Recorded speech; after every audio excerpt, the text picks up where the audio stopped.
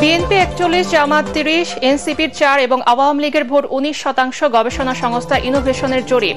নির্বাচনের সব দলের অংশগ্রহণ চাইছে ৪০% মানুষ।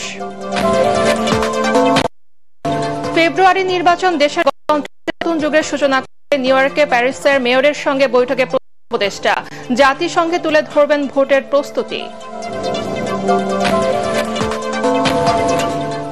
সরকারের কার্যকর অভাবে আওয়ামী সমর্থকরা দেশে বিদেশে সক্রিয় হচ্ছে অভিযোগ রিজভির।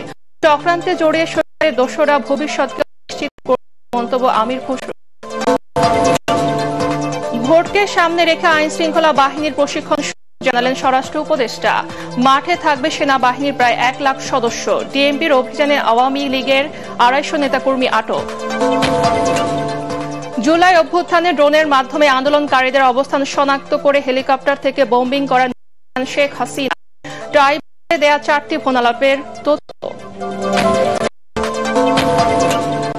এবং নবনির্বাচিতদের ভোট দেওয়ার অ্যাপ পোস্টাল ভোট সহজেই দেয়া যাবে ভোট জানালেন ইসি কমিশনার সানাউল্লাহ।